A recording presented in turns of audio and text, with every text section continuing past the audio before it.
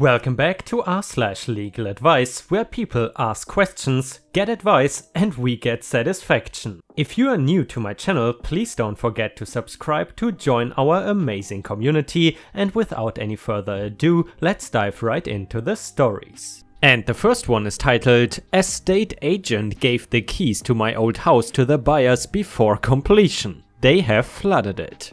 Hi all, I am due to complete on my house sale next week. I completed on the house I was purchasing a few weeks ago, so decided to move into there when I got the keys. I left the keys to my old house, minus a front and back door key just in case, with the estate agent. I informed them I had moved out, so if the buyers want to go in and take measurements, photos, etc., then the EA can let them in whenever.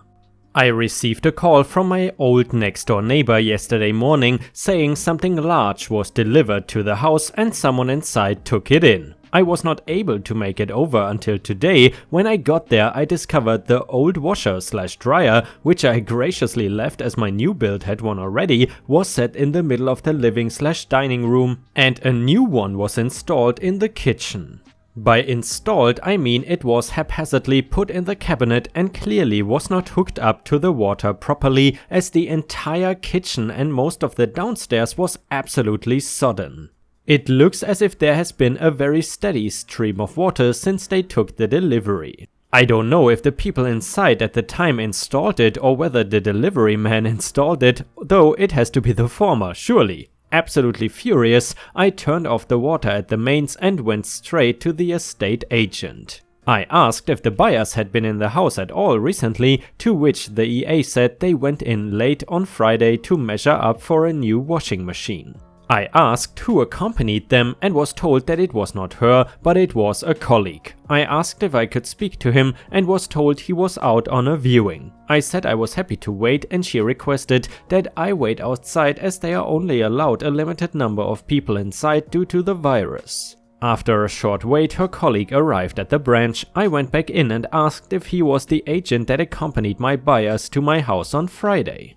He got very nervous but said yes. I requested all of my keys back as I am well within my right to do, and he began to explain it was not necessary, that in future they could give me advance notice, etc. I again asked for my keys and was told that they gave one of the front door keys to the buyers.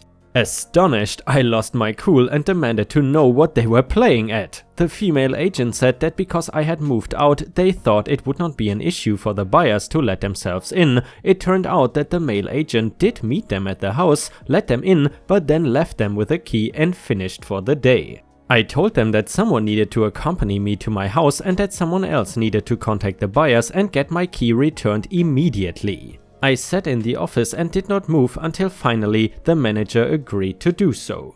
He looked mortified. He phoned the office very quickly after we went in and said someone needs to go to the buyers and get the key like yesterday. I demanded to know what he was going to do about this and how this would affect the sale, and he asked me, "Firstly, do you have any proof it was definitely them?"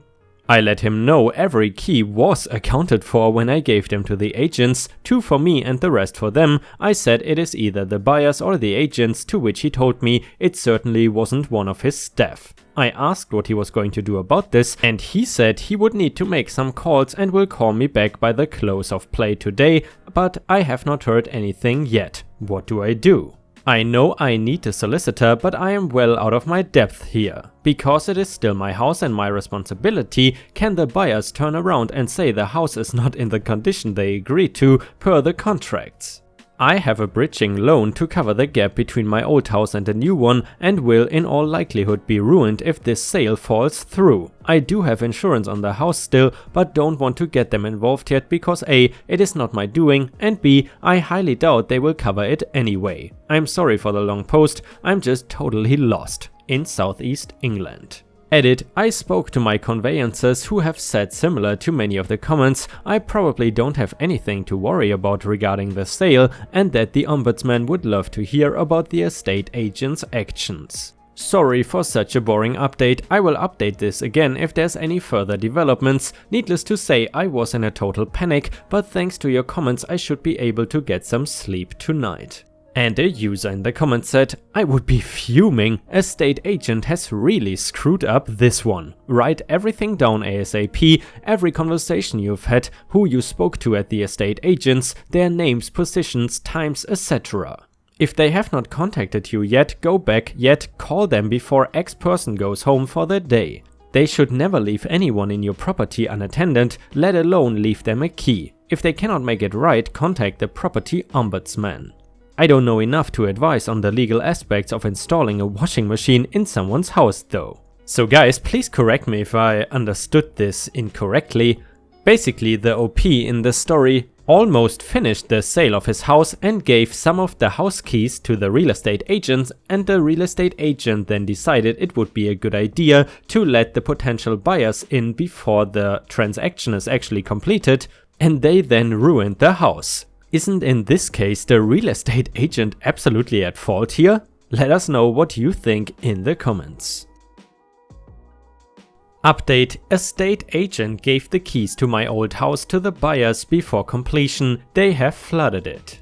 Hello Reddit, thank you again for all the advice you gave me on my original post. My house sale was completed yesterday. The day after I made the post, every key was returned to me. They did not tell me outright, but it was heavily implied that the agent who gave my key away was sacked. Perhaps they were just trying to appease me and he is still there. I don't know and don't care, but I'm sure the ombudsman will. I have been assigned a case handler, but with the virus, the cogs are turning very slowly. I don't expect much to come of it, truth be told. I checked the house over once more on Thursday. From what I can see, the only lasting damage is to the carpet and the laminate flooring. The carpet smells moldy and the laminate in the kitchen/diner is all warped and horrible. The petty part of me wanted there to be more lasting damage, but I will take what I can get. The agents told the buyers what had happened and they tried to kick up a stink saying it was me who caused the damage to spite them. That was quickly put to bed when they were informed they would forfeit their deposit if they reneged. No word as to whether or not they had insurance to cover the damage. And finally, the agents agreed to waive their entire fee. I might use it to treat my other half to the new sofa she's been harping on about. All in all, a boring update. Thanks again for your help and I hope you all get some satisfaction from the outcome. And guys, since this is a very recent story, in case there are any new developments, I will read them of course in one of the next videos. And the next one is titled, Got served for CS, one of the kids is not mine. And obviously guys, CS means child support. I am 42, she is 35, we were married in 2002 in Michigan. We have 2 kids that I am the biological father of. In 2010 we kind of sort of got separated. She moved to Arizona and I stayed in Michigan. The original intention was that I would move to Arizona eventually.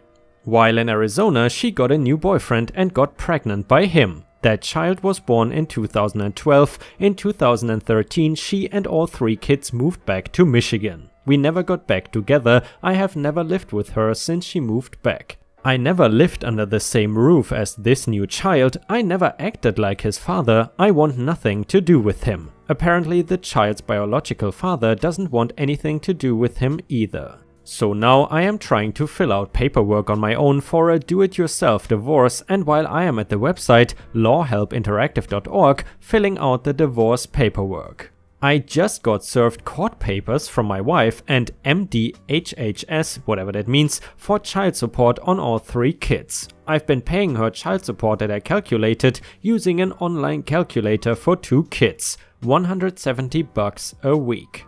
I am venting, but I'm also lost and could use any advice. I know I need a lawyer. I actually talked to 2 recently. They both wanted about $3,000 upfront to start the divorce. I don't have any money. I live paycheck to paycheck and have less than $100 right now.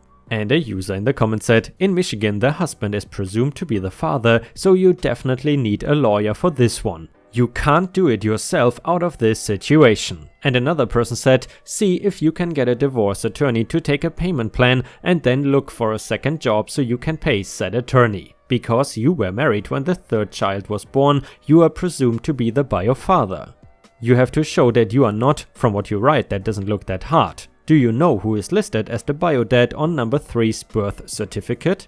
And Ripe Stars, if you have watched until here, I would just like to say thank you so much for watching. I would really appreciate it if you could also like the video, because that helps my channel tremendously. Essentially, the more likes and more comments you get, the more YouTube recommends your videos. In case they are good videos, but I would say my videos ain't that bad.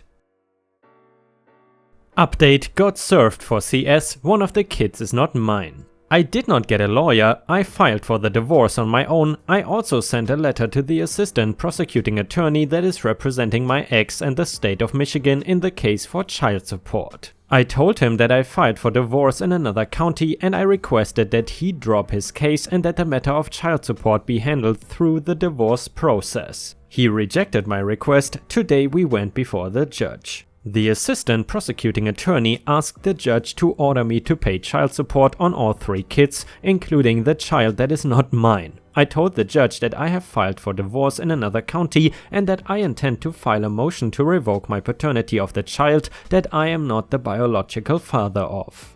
The judge sided with me and ordered that I do not have to pay child support for the child that I am not the biological father to.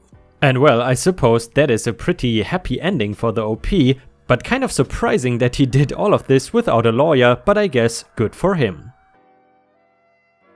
And the next one is titled Virginia, US permanent resident, former refugee, asked by HR person to provide refugee application for validation. Long version, I am a current permanent resident and a former refugee from Iran. Hired and completed I-9 form with my green card 3 years ago. Category on GC is RE6, which is the code for the principal refugee applicant. Current company, private sector and 300 employees have been acquired. Parent company is 10,000 plus in private sector, but publicly traded, and everyone needs to complete new I-9 forms. The HR lady from Saudi Arabia has asked me to give her my refugee application to be validated. She said that she knows I am a refugee based on the category of my green card from my old I-9 form, and she doubts my claim because Iran is not at war. That she is from the region and knows these things, unlike the US government. Honestly, being from the region, she should know about the treatment of non-Muslims. She said she will not let me complete the I-9 form without it. And by the way guys, this lady being from Saudi Arabia and knowing how much Saudi Arabia likes Iran, she is of course not biased at all. But let's see how it continues. I work in computer science. Our company and the parent company do not do federal or Fed contractors. None of my coworkers holds an active security clearance as far as I know. My concerns: I don't want the company to have the application. It contains personal information about the people who helped me across the border to Turkey and my remaining family members back in Iran. While my country is not at war, the persecution of Baha'is, or however that's pronounced, and other religious minorities in Iran is very well documented and recognized by US, UN and other entities. I am not worried about the validity of my claim being challenged. I have around 15 family members with my last name who arrived in the US as refugees since 1980.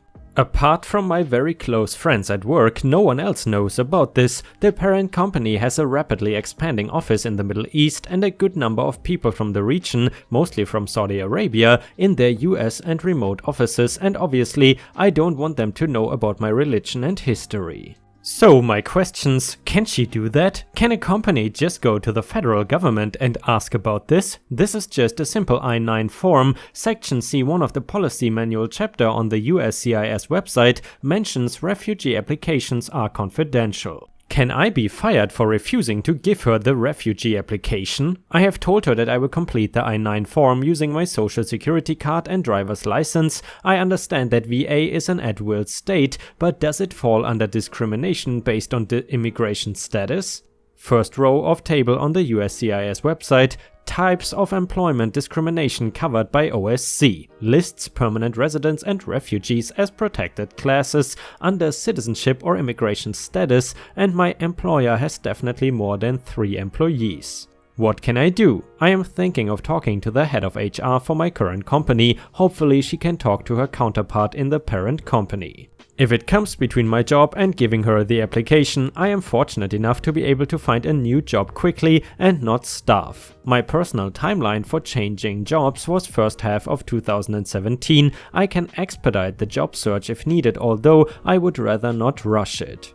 I don't think the US government and USCIS in particular will like this. I will check the thread every few hours to answer any questions. Thank you for helping random strangers on the internet like me. I just want to live my life in peace. And a user in the comments, who by the way, I think this guy really is one of the most active commenters on LegalAdvice, or at least has been in the past, and he usually gives very good answers. He says, if you had an immigration attorney, get back in touch and ask for advice. You may even be able to get your attorney to write HR a brief F off with that letter for not much money. HR does not have the authority to investigate refugee status claims. If USCIS saw fit to grant you refugee status, then your status is valid. If USCIS saw fit to grant you a green card subsequently, then you are a permanent resident with the right to work in the US. There's nothing HR can investigate that would change that. Employment discrimination, including termination on the basis of membership in a protected class, is illegal. All three of national origin,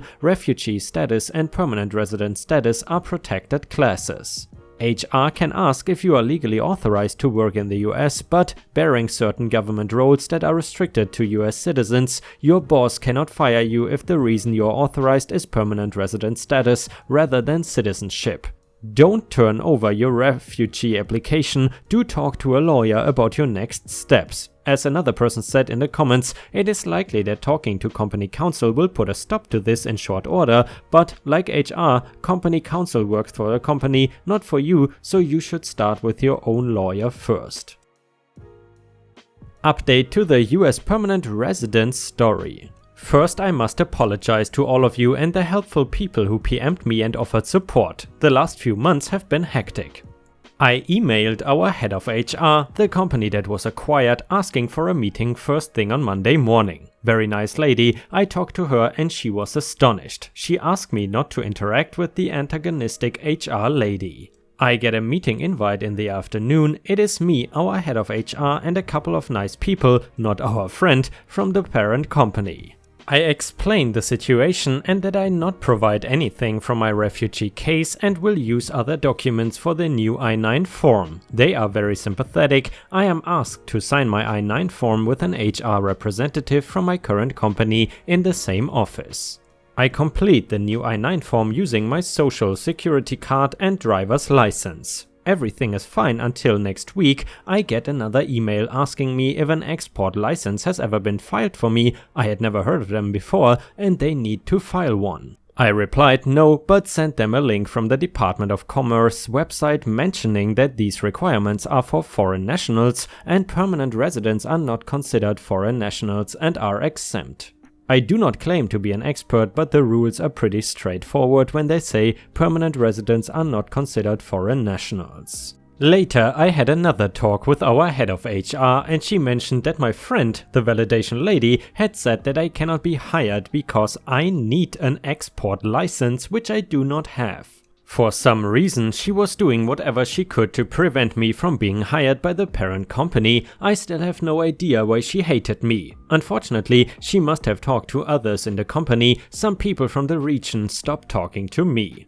A few talked to me about what she had told them and offered their support because they disagree with her views. As I said, the company is quickly expanding their SA operations, so I did not want to be in the middle of it all. I switched jobs last month. The pay is a bit better, but I was not motivated by the money. In my new job, I used my social security card and driver's license to fill in my new I-9 form and have not talked to, and probably will not, tell anyone about my past. I will be eligible to apply for naturalization in a few months, so I just need to hold a year or so before I can just say I'm a US citizen when I am asked about my immigration status. This is an unrelated thing, but after that experience I am very wary of my green card category and my status. Before I used to freely mention that I am a permanent resident, but now I just skip talking to people about it. When I went to the DMV to change my license in the new state and I handed them my GC during the application, I was afraid that the DMV employee will start asking about how I got my green card, but she did not and just routinely processed my application. Again, thank you all for your support and helpful answers. It really means a lot to me in that situation. I was afraid, and growing up in Iran with fear did not help. And guys, unfortunately, we have already reached the end of the video. I hope you enjoyed today's stories, and if you haven't already, please also go to patreon.com/ripeyoutube, where I upload exclusive Reddit videos starting at just $3 a month. This is a great way to support me in case you are interested, and the chance for me to become independent from YouTube revenue. Thank you so much for watching. Please don't forget to subscribe and like the video, and I hope to see you again tomorrow.